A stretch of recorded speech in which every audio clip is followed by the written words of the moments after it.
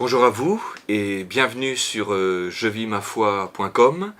Nous allons vivre ensemble aujourd'hui une nouvelle petite étape dans ce cheminement vers ce Dieu qui est amour, ce Dieu qui n'est qu'amour et qui, puisqu'il n'est qu'amour, est don de lui-même.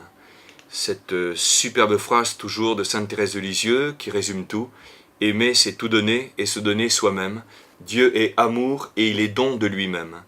Et il nous a créés pour nous combler par ce don qu'il ne cesse de faire de lui-même. Telle est notre vocation. Et puisque Dieu se donne entièrement lui-même, si nous recevons le don qu'il fait de lui-même, eh bien nous participerons à ce qu'il est entièrement lui-même. Et donc nous serons remplis par ce qui le constitue. Et c'est toujours cette si belle phrase de saint Irénée, premier évêque de Lyon, 2e siècle, début du 3e. Dieu s'est fait homme pour que l'homme devienne Dieu. Mais bien sûr, nous sommes des créatures. Il n'empêche que Dieu veut se partager totalement pour nous donner, encore une fois, de participer à ce qu'il est lui-même. Alors ce Dieu amour nous a créés par amour. Son seul but, c'est la plénitude de ses créatures, c'est le bonheur de ses créatures, c'est la joie de ses créatures. Dans le prophète Jérémie au chapitre 32, on voit Dieu qui prend plaisir à nous combler, qui trouve sa joie en constatant notre joie. Et bien sûr, à l'opposé, si nous l'abandonnons, si nous le quittons, si nous ne faisons plus un compte avec lui, Dieu va être triste pour nous, parce que l'amour se réjouit de la joie de l'autre, mais l'amour s'attriste des souffrances de l'autre. C'est la compassion. C'est quand on aime quelqu'un, on est mal de le voir mal. Dieu, il est mal de nous voir mal. Et il sait très bien que nous serons bien que lorsque nous accepterons de nous laisser combler par tout ce bien qui le constitue, lui qui est à la racine du mystère de tout bien. Alors au tout début du livre du prophète Isaïe, dès les premières lignes, vous avez Dieu qui va nous rappeler quel est notre problème, quelle est la source de tous nos maux, c'est-à-dire nous l'avons abandonné, nous l'avons laissé tomber, nous nous sommes détournés de lui. Et donc Dieu ne peut pas nous combler comme il le voudrait, Dieu ne peut pas travailler à notre bonheur comme il le voudrait, Dieu ne voit pas dans le cœur de ses enfants la joie qu'il voudrait y voir régner, et donc Dieu ne peut pas rester sans rien faire, il va agir, ce sont les prophètes, et ensuite c'est la venue du Fils en personne, le Verbe fait chair, venu nous rejoindre dans notre chair, pour nous rappeler quelle est notre vocation, vocation au bonheur. Heureux vous les pauvres de cœur, heureux les doux, heureux les artisans de paix, heureux les miséricordieux. Voilà ce si beau texte des béatitudes, où Jésus nous révèle notre vocation, encore une fois, un appel au bonheur. Alors au tout début donc du prophète Isaïe, voilà ce qu'on lit dès le verset 2. « Cieux, écoutez, terre, prête l'oreille, car le Seigneur parle. J'ai élevé des enfants, je les ai fait grandir, mais ils se sont révoltés contre moi. Le bœuf connaît son possesseur, et l'âne la crèche de son maître. Mais Israël ne connaît pas, mon peuple ne comprend pas. Malheur, nation pécheresse, peuple coupable, race de malfaiteurs, fils pervertis. Nous sommes peut-être pervertis, mais nous sommes toujours des fils. Ils ont abandonné le Seigneur. Ils ont méprisé le Saint d'Israël.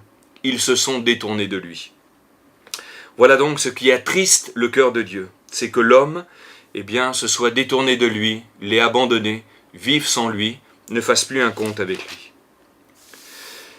Je vous lis aussi tout de suite les versets 18 et 19 de ce même chapitre, parce que si nous lui avons désobéi, donc c'est le vocabulaire du péché, voilà tout de suite ce que Dieu nous dit.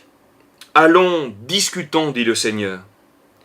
Quand vos péchés seraient comme l'écarlate, comme neige, ils blanchiront. Quand ils seraient rouges comme la pourpre, comme laine, ils deviendront. » Voilà ici, dès les premières lignes, une promesse de pardon total pour tout le mal que nous aurions pu commettre. Pour tout le mal que nous aurions pu commettre. Le désir de Dieu est de tout effacer, de tout balayer. Jésus, quand il se fera chair, Jean-Baptiste le présentera en disant « Voici l'agneau de Dieu qui enlève le péché du monde ».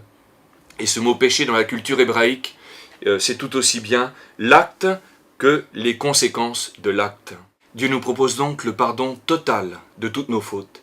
Et puis ensuite, il nous invite toujours l'amour qui respecte notre liberté, Dieu qui ne fera rien sans nous, Dieu qui désire nous combler, mais nous avons simplement à lui dire oui. Et voilà ce que on peut lire en Isaïe chapitre 1er verset 19. « Si vous voulez bien obéir, si vous voulez bien m'écouter, vous mangerez les produits du terroir. » C'est une image qui renvoie au don du ciel. « Mais si vous refusez et vous vous révoltez, c'est l'épée, sous-entendu, que vous maniez et avec laquelle vous vous tuez les uns les autres, c'est l'épée qui vous mangera. » Voilà, nous avons ici un très beau verset qui suggère aussi les conséquences du mal. C'est en faisant le mal que nous nous détruisons nous-mêmes. Et cela, Dieu ne le supporte pas. Alors il ne va pas cesser, par ses prophètes, de nous appeler pour que nous revenions à lui. Et c'est comme avec la chèvre de Monsieur Seguin, et donc ce propriétaire qui est désespéré de savoir qu'une de ses chèvres erre dans la nature et qu'elle risque de se faire manger par le loup, mais elle voulait tellement sa liberté, entre guillemets, eh bien, Monsieur Seguin ne cessera de crier et de l'appeler « Reviens ». Eh bien, c'est ce que Dieu ne cesse de faire. C'est ce que Dieu ne cesse de nous dire « Reviens ». Allons par exemple dans le prophète Osée, qui précède Isaïe d'environ 2 siècles. Voilà ce qu'il dit par Osée, chapitre 11, versets 7 et 9. « Mon peuple est cramponné à son infidélité. On les appelle en haut, pas un qui se relève. Comment t'abandonnerai-je, Éphraïm? Comment te livrerai-je, Israël? Tout mon cœur en moi est bouleversé. Toutes mes entrailles frémissent. » Voilà, Dieu est bouleversé des conséquences du mal que nous commettons. Dieu est bouleversé par toutes ces guerres. Dieu est bouleversé par tous ces enfants innocents qui meurent. Dieu est bouleversé par tout ce sang versé. Et il ne cesse de nous appeler pour arrêter cette violence que nous commettons et par laquelle nous autodétruisons. Le prophète Isaïe, donc, que nous avons lu tout à l'heure, qui a vécu à environ 2 siècles après Osée, voilà ce qu'il écrit encore au chapitre 44, verset 22. « Je t'ai modelé », souvenons-nous de la création à partir de l'argile, c'était une belle image. « Je t'ai modelé, je ne t'oublierai pas. J'ai dissipé tes crimes comme un nuage, et tes péchés comme une nuée.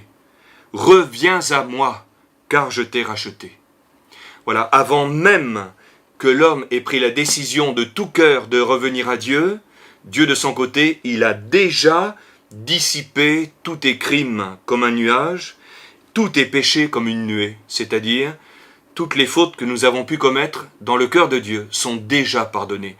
Il n'y a plus aucun obstacle à notre relation avec lui. Peut-il nous dire plus?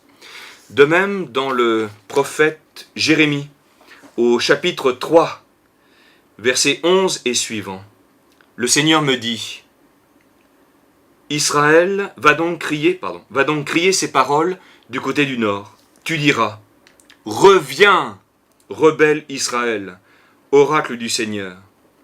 Je n'aurai plus pour vous un visage sévère, car je suis miséricordieux, oracle du Seigneur. » Autrement dit, si vous avez compris jusqu'à présent que j'avais un visage sévère, maintenant c'est fini. De toute façon, Dieu ne l'a jamais eu. Nous sommes dans l'Ancien Testament avec ses petites imperfections. Reconnais seulement ta faute. Et oui, pour que Dieu puisse pardonner notre faute, encore faut-il que nous la reconnaissions. La seule chose qu'il nous demande, c'est de reconnaître simplement, en vérité, ce que nous avons vécu. Reconnais seulement ta faute. Et pour l'aider à reconnaître sa faute, il va la lui dire, c'est-à-dire, lorsque nous disons à Dieu nos fautes, nous ne lui apprenons rien de nouveau. Il les connaît depuis que nous les avons commises. Tu t'es révolté contre le Seigneur ton Dieu, tu as couru en tous sens vers les idoles étrangères, etc. Et vous n'avez pas écouté ma voix. Et puis, le verset suivant, eh bien vous avez de nouveau, « Revenez, fils rebelles, car c'est moi votre maître. » Et puis encore un petit peu plus loin, au verset 19, on sent très bien que c'est Papa qui parle, le Dieu Père, et moi qui m'étais dit, « Comment te placerai-je au rang des fils? Je te donnerai une terre de délices. » Clin d'œil vers le jardin d'Éden du livre de la Genèse, vers le ciel. « Je te donnerai une terre de délices, l'héritage le plus précieux d'entre les nations. » Je me disais, « Vous m'appellerez mon Père, et vous ne vous séparerez pas de moi. » Mais, comme une femme qui trahit son compagnon, ainsi m'avez-vous trahi, maison d'Israël. Alors, juste après, qu'est-ce que nous lisons? Revenez, fils rebelles, je veux guérir vos rébellions. C'est-à-dire, je veux guérir les conséquences de vos rébellions, les conséquences de vos désobéissances. Et on retrouve ici le fait que dans la langue de l'Ancien Testament, dans l'hébreu, le mot péché, le mot faute, décrit tout à la fois l'acte commis et les conséquences de l'acte. Quand l'homme fait le mal, il se fait du mal. Alors ce mal qu'il a commis, quelque part il appartient à l'histoire, Dieu va le balayer par son pardon. Mais ensuite il reste bien sûr les conséquences du mal que nous avons commis, les blessures, les souffrances que nous nous faisons à nous-mêmes. Eh bien Dieu, le premier, veut guérir les conséquences du mal que nous avons commis. Il veut guérir nos blessures, il veut guérir tout ce qui nous fait souffrir. Et il sait très bien que puisqu'il nous a créés pour lui, eh bien, le seul chemin sur lequel nous trouvons la plénitude, vers laquelle nous aspirons tous, eh bien, c'est ce chemin où nous accepterons, comme des enfants bien-aimés, de nous laisser aimer par notre Dieu et Père, et de nous laisser combler par lui. Et le don que nous recevons, tout à la fois nous comblera, nous remplira, et puis aussi il guérira en nous ce qui doit l'être. Il soignera nos blessures. Au chapitre 4 du prophète Jérémie, « Si tu reviens, Israël, si tu reviens à moi, si tu enlèves de devant moi tes horreurs, si tu ne vagabondes plus, eh bien, Dieu pourra accomplir tout son projet, et ce sera le bonheur pour lequel, encore une fois, nous avons tous été créés. » Et puis, au chapitre 15, verset 19, cette fois, nous allons lire un texte où le Seigneur s'adresse directement à Jérémie. Et c'est beau parce que Jérémie est un prophète, mais c'est un pécheur comme tout le monde. Et à travers son expérience personnelle, eh bien, nous retrouvons aussi quelque chose de la nôtre. Le Seigneur me dit, « Si tu reviens, Jérémie, et que je te fais revenir, tu te tiendras devant moi. Si de ce qui est vil, tu tires ce qui est noble, tu seras comme ma bouche. Je suis avec toi pour te sauver et te délivrer. » Voilà, si tu reviens et que je te fais revenir. Autrement dit, Dieu attend de notre part eh bien, ce petit mouvement de bonne volonté, où de tout cœur nous acceptons de nous tourner vers lui, mais nous savons très bien qui nous sommes, alors même que nous commençons à le faire, notre oui est loin d'être total, notre cœur est toujours blessé, il est toujours partagé, nous sommes des pécheurs remplis par toutes sortes de misères, il n'empêche que dès que nous commençons eh bien, simplement à consentir eh bien, à l'appel qu'il nous adresse, c'est lui qui se propose de faire toute la suite, c'est-à-dire par toi-même, tu ne peux pas revenir, mais c'est moi qui vais te faire revenir. Et comment cela se fera-t-il? Donc, nous n'avons pas le temps de lire tous les textes bibliques qui disent la même chose, bien sûr, dans toute la Bible. Eh bien, comment cela se fera-t-il? On peut lire, par exemple, cette parabole de la brebis perdue. La brebis perdue, bien sûr, c'est chacun de nous. Souvenons-nous de l'appel que Dieu ne cesse de nous lancer par ses prophètes. « Reviens, reviens !» Il n'empêche que lui, de son côté, ne cesse de nous chercher. Et puis nous allons voir avec cette parabole que si nous pouvons revenir, c'est que Dieu nous porte, nous prend sur lui et en fait nous donne de pouvoir revenir à la maison. La seule chose que nous avons à faire, c'est consentir à sa présence, nous laisser aimer tels que nous sommes, pécheurs blessés, nous laisser prendre par le bon pasteur qui est venu à notre recherche et nous laisser ramener à la maison. La maison, c'est le ciel pour l'éternité. Luc chapitre 15, versets 4 à 7. « Lequel d'entre vous, dit Jésus, s'il a 100 brebis et vient à en perdre une, n'abandonne les 99 autres dans le désert pour s'en aller après celle qui est perdue jusqu'à ce qu'il l'ait retrouvée. » Dieu nous cherche jusqu'à ce qu'il nous retrouve. Si quelqu'un est loin de lui, eh bien il est un cherché par Dieu.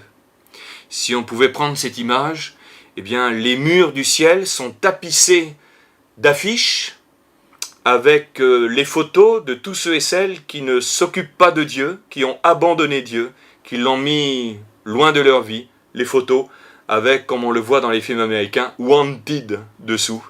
Ben, nous sommes tous des wanted pour Dieu, nous sommes tous des voulus pour Dieu, des cherchés par Dieu, puisqu'il est le papa de tous les hommes et il désire que tous les hommes, sans aucune exception, soient sauvés.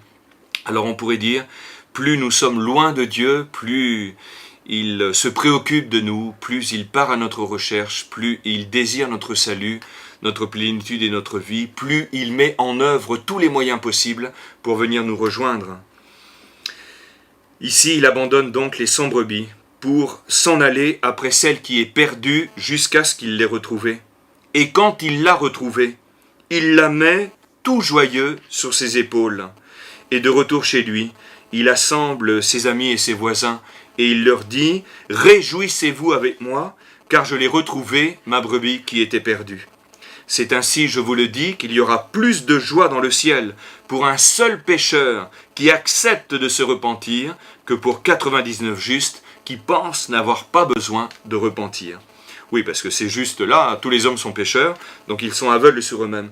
Donc vous l'avez entendu, lorsque un pécheur accepte de se laisser retrouver par Dieu, le premier à en être heureux, c'est Dieu lui-même. Quand il l'a retrouvée, il la met tout joyeux sur ses épaules. Et puis il la ramène à la maison. Autrement dit, revenir à la maison du Père, c'est se laisser porter sur les épaules de Jésus. Ce n'est pas nous qui par nous-mêmes retrouvons la maison de Dieu, c'est Dieu qui vient à nous, qui ne cesse de frapper à la porte de nos cœurs, de nous proposer son amour et la plénitude de sa vie. Et si nous acceptons simplement de consentir à sa présence, en nous laissant faire, eh bien c'est lui qui va nous prendre et qui va nous ramener à la maison. C'est vraiment ce qu'on peut tous se souhaiter les uns aux autres, connaître cette plénitude de vie et de joie éternelle que Dieu désire pour chacun d'entre nous, et cela pour l'éternité. Voilà.